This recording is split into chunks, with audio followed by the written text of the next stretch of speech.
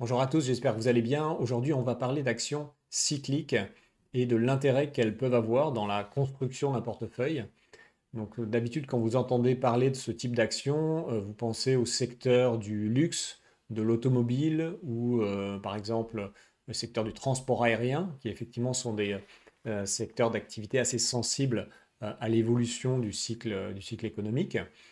Mais dans le domaine des actions cycliques, il y en a aussi d'autres, une autre catégorie qui est où on observe des variations qui sont beaucoup plus violentes, à la fois au niveau des résultats des entreprises et des cours de bourse. Et je vais vous donner maintenant quelques exemples pour être très concret. Donc là, on est sur le premier exemple sur une société qui s'appelle Global Ship Lease. Donc on est dans le domaine du transport maritime. Pour être précis, c'est une société qui exploite des conteneurs, des porte-conteneurs. Donc le business globalement de cette société, c'est eh bien d'acheter des bateaux. Donc il y a un investissement initial qui est assez élevé et ensuite ils les exploitent sur une durée assez longue. Et pendant cette durée, il peut y avoir des prix du fret qui évoluent très fortement à la hausse ou à la baisse. Et donc au final, on observe sur ce type de titre, comme vous pouvez le voir ici, des amplitudes sur le cours de bourse très fortes. Un deuxième exemple que je vais vous donner, c'est la société Esso, donc la société française qui est donc un raffineur de pétrole basé en France. Donc là aussi, on a eu très récemment, je vous montre cet exemple parce que j'en ai parlé sur mon compte Twitter il y a quelques temps. Donc on a eu vraiment une envolée du cours qui est passé, donc il stagnait autour de 50 là à peu près. Il est monté, il a touché 200 en vraiment quelques semaines. Donc c'était vraiment extrêmement violent et extrêmement rapide. Autre exemple classique, c'est les mines d'or. Donc là, on a un exemple avec une des plus grandes sociétés de mines d'or au monde, qui est Newmont Corporation. Donc là, pareil, vous l'avez sur une durée assez longue. Et vous voyez que de la même façon, hein, on a des amplitudes vraiment énormes. Ce qu'on constate, c'est qu'il y a aussi des dividendes hein, dans cette activité qui sont versés de manière très régulière. Autre exemple de société de ce type-là, on a une minière. Donc là, une minière très connue, BHP, donc qui est une société australienne à la base, si je ne me trompe pas. Et de la même façon, vous avez toujours enfin, des versements de dividendes extrêmement réguliers, mais en plus avec des amplitudes énormes du cours de bourse. Ce qu'on peut noter, c'est que sur une période très longue, là par exemple, on a démarré en 2007. Donc en fait, le cours de bourse n'a pas fait grand-chose. Simplement, il y a eu des dividendes qui ont été versés tout le long. En revanche, on arrive à identifier des périodes sur lesquelles le cours de bourse peut faire x2 ou x3 sur des périodes vraiment très courtes. Et enfin, dernier exemple, on a Total Energy, donc là, haute société française, où c'est un peu de la même façon, hein. Ce qu'on observe, c'est il y a des dividendes qui sont vraiment versés de manière très régulière. Mais au final, sur de très longues périodes, ce n'est pas forcément des sociétés dont les cours de bourse augmentent beaucoup. En revanche, on a très régulièrement d'énormes hausses très rapides ou d'énormes baisses vraiment très rapides. Donc voilà ces différents exemples. Donc on est sur donc des actions qui sont cycliques, mais vous voyez avec un caractère un peu extrême des variations des cours de bourse. Donc la question à se poser, c'est est-ce qu'il faut avoir ce type d'action dans son portefeuille? Donc je vous cache pas que c'est pas toujours très simple d'analyser ce type de société. Alors je vais essayer de vous donner quelques exemples pour comprendre ces variations et l'intérêt potentiel de ce type d'action. Donc typiquement dans le domaine, on va prendre par exemple oui, les bateaux, donc Global Ship Lease. Le principe, c'est que, il y a des investissements initiaux qui sont pour acheter un bateau qui vont être extrêmement importants. Et donc, c'est une prise de risque élevée hein, pour la société qui va détenir le bateau. Et donc, ce qui se passe de manière assez classique, c'est que quand les prix du fret sont assez bas, à ce moment-là, les sociétés qui exploitent les bateaux vont peut investir parce que il y a un niveau de risque qui est élevé. Et donc peu à peu, la demande va augmenter. Il y a un certain nombre de bateaux qui partent à la casse parce qu'ils sont trop vieux. Et donc on a une offre qui stagne, voire qui commence à diminuer, alors qu'on a une demande qui continue à progresser. Donc au bout d'un moment, la demande passe au-dessus de l'offre, et donc à ce moment-là, vous pouvez avoir des envolées du prix du fret, ce qui déclenche un début d'investissement de ces sociétés qui exploitent les bateaux. Donc ils vont commander de nouveaux bateaux. Le problème, c'est que pour les recevoir, il va se passer une durée qui peut aller jusqu'à 2 ou 3 ans.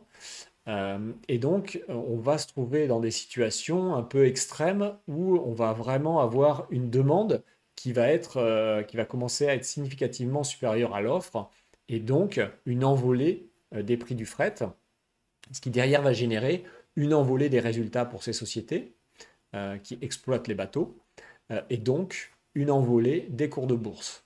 Et c'est en fait ce phénomène de cycle, c'est un peu le même dans toutes les sociétés là que je viens de présenter. C'est ça qui explique qu'il y a ces énormes amplitudes. Donc, donc je ne vous cache pas que c'est, euh, c'est pas forcément simple à analyser, parce que avant d'investir dans ces domaines-là, eh bien, il faut arriver à comprendre bien les facteurs qui font évoluer le marché.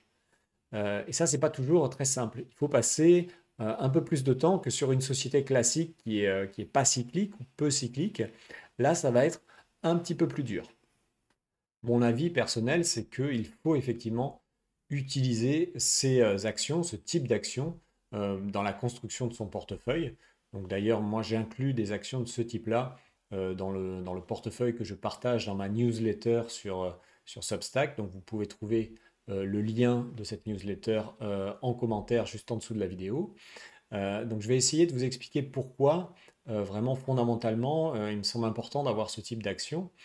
En fait, l'idée, c'est que quand vous investissez sur le long terme, sur une durée de plusieurs dizaines d'années, forcément, vous allez être confronté à des événements exceptionnels et imprévisibles, des éléments extrêmes. Si vous lisez le livre de Nassim Taleb qui s'appelle Le Cygne noir, vous allez voir que selon lui, en fait, souvent la majorité de l'évolution d'un système, par exemple dans le domaine financier, sur une durée assez longue, la majorité de l'évolution s'explique par un nombre en fait assez limité d'événements extrêmes. Et donc, essayer de se protéger ou de profiter de ces événements extrêmes dans un portefeuille financier, ça me semble quand même assez pertinent.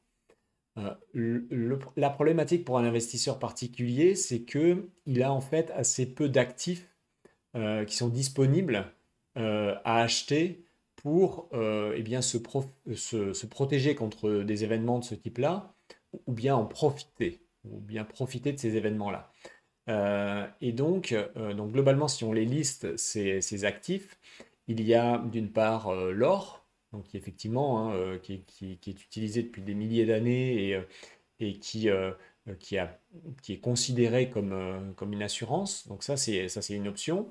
Il y a aussi une option qui peut être, quand vous avez une devise de référence qui est l'euro, eh bien d'acheter d'autres devises via des fonds monétaires. Donc par exemple des devises qui sont considérées par les investisseurs internationaux comme des devises très solides, gérées par un pays qui ne fait pas trop de déficit. On peut parler du franc suisse par exemple, mais il y a d'autres possibilités. Et enfin, la dernière option, ce sont justement ces actions extrêmement cycliques qui vont, par exemple, dans certains cas, pouvoir vous protéger d'une certaine mesure, hein, pendant des périodes d'inflation ou en cas de crise géopolitique. Je ne sais pas, donc il y a beaucoup d'options possibles, hein, de crises possibles. Mais c'est à mon avis important parce que, comme je l'ai dit précédemment, vous allez très certainement être exposé à des événements exceptionnels que vous ne pouvez même pas imaginer aujourd'hui. Et donc, il faut pour un petit pourcentage hein, de son patrimoine, avoir des actifs de ce type-là qui pourraient progresser très fortement. On pourrait mettre aussi dans la liste, bien sûr, le Bitcoin, hein. Donc la question ensuite, c'est de savoir comment les sélectionner.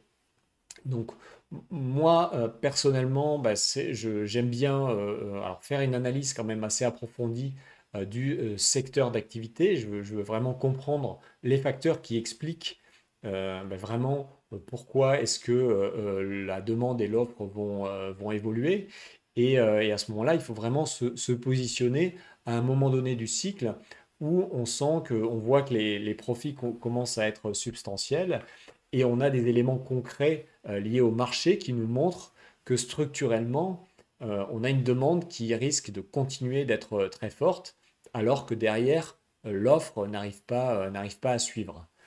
Voilà, donc ça, c'est vraiment des situations qui sont idéales pour pouvoir se positionner sur ce type d'action. Par ailleurs, moi, j'aime bien aussi être sur des dossiers où il y a quand même des dividendes un peu élevés. L'intérêt du dividende un peu élevé, et on l'a vu, ça arrive souvent dans ce secteur d'activité, c'est que si vous rentrez en termes de timing un peu tôt, ça vous permet de patienter. Donc ça, c'est quand même assez agréable. Il y a souvent sur des dossiers de ce type-là des dividendes qui sont au moins de 6 ou 7% par rapport au cours de bourse. Voilà, donc ça permet de patienter. Voilà, donc si vous êtes intéressé pour en savoir plus sur des actions de ce type-là, surtout inscrivez-vous à ma newsletter Patrimoine en action. Le lien se trouve juste en dessous de la vidéo. Je donne régulièrement des exemples de ce type de société. Voilà, je vous remercie de votre attention et je vous dis à très bientôt. Ciao!